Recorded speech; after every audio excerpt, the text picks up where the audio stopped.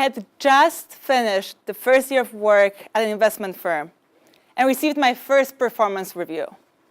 It was bad. Not I am humbly telling you it was bad, so I don't brag. My reviewer actually admitted he had to inflate my scores a little bit so it didn't look so horrible. That level of bad. My immediate reaction, I am too stupid to make it in investing. My next reaction, I have to punish myself for my failure. I left the office and began sprinting through a still chilly Boston night. I hate running. I don't ever run for exercise. But every time I felt the need to punish myself, I would sprint until my lungs began to burn. I had failed, and the voice in my head said, "You should suffer for it." If a friend came to me upset about a bad performance review or a terrible fight, I wouldn't tell her to go run some laps as a punishment. I would hug her and help her figure out a way out of this difficult time. So why would I treat myself differently than I would a close friend? Think of the voice you use to criticize yourself.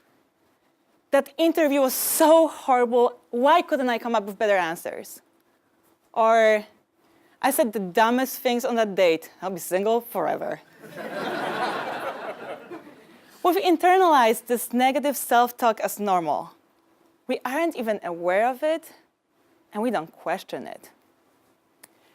This voice gives us feedback on our performance. We believe it makes us be better, try harder, reach higher. It's our internal coach. But it's feedback from a coach who doesn't really know how to coach. Research shows that athletes are more motivated by positive coaches than hostile ones. Yet when it comes to coaching ourselves, we tend to be more hostile than positive. I thought I was becoming tougher by punishing myself for my failures, but the opposite was true. If I wanted to be a great coach to myself and improve my performance, I needed to train that voice in my head to shush negative self-talk and embrace self-compassion instead. Self-compassion is a switch from self-judgment to self-kindness. It's firing the coach who says, "You are so weak," and hiring the one who says, "I understand it's tough." When your team is getting blown out at halftime, you don't win the game by screaming, "You suck." Coach K, the legendary Duke basketball coach with the most wins in Division I men's basketball history, says that his most reliable pep talk to his players is, "I believe in you." The positive impact of self-compassion is rooted in biology. When we are hard on ourselves, our body doesn't realize that it's our self-talk and not someone else yelling at us, and releases stress hormones. When you stew on that problem or beat yourself up over that failure, your body continues to release cortisol, diverting energy from a task at hand. That's why if you are a basketball player and you miss the first free throw, you don't improve your chances of making the next one by beating yourself up. You do it by taking a deep breath and concentrating. As one of the greatest poets of our generation, Taylor Swift, tells us, you need to just shake it off. Last week, I caught myself thinking, I am not strong enough to give this talk. I have too much going on. It's going to be so bad. I am a disappointment. But that's a lie. I am strong enough, but it's not about strength. I was drunk on cortisol, and I needed to get my head back in the game. So how did I do it? 4 years ago, I wouldn't have. I would have kept beating myself up all the way to a very mediocre draft in a terrible, self-fulfilling prophecy. Today, when I realize I'm beating myself up, I bring up my inner Coach K, who says, "I believe in you." and I go through 5 steps of self-compassion.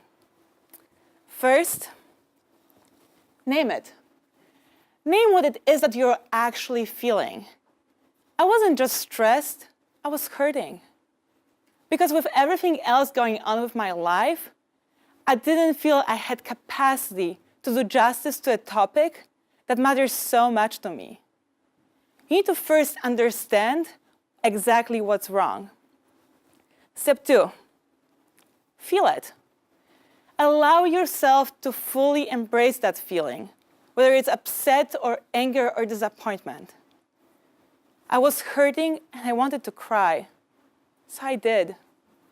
I didn't go for a sprint. I took a walk and I cried. A few years ago, I'd have felt crazy doing that, but it's actually a natural human reaction.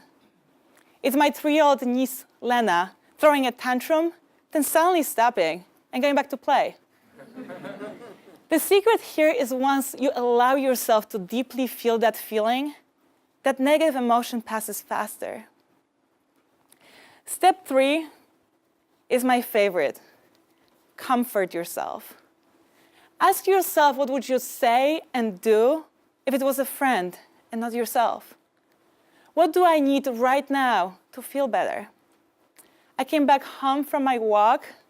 I played Drake as loud as my speakers would allow. I danced and I ate chocolate. This step is not about problem solving. It's about giving yourself what you need there and then. Step 4, hit a mental reset. Tell yourself that it sucks, but it's okay, and it will pass.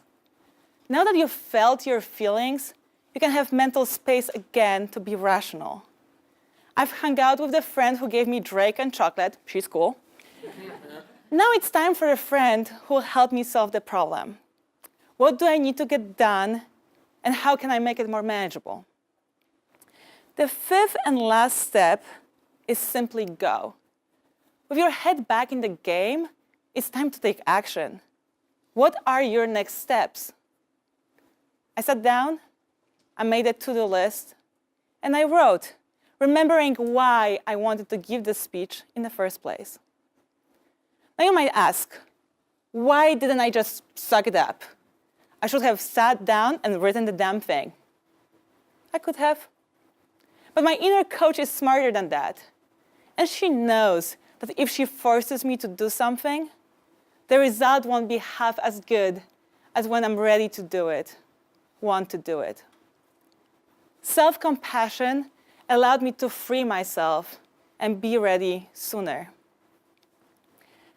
Whether it's a bad interview or a bad breakup or simply a bad day, you want to pick yourself up faster, so you're ready for whatever life throws at you next. Coach K lives by the next play philosophy.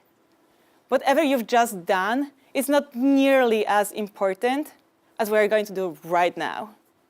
As he says, anyone who's had success or wants it can't have a rear-view mirror in their car. They can't look back. They've got to look ahead. So don't look back. Be a good coach to yourself. Show yourself some self-compassion. Name it, feel it, comfort yourself, reset, go. 5 steps, you got this. I believe in you.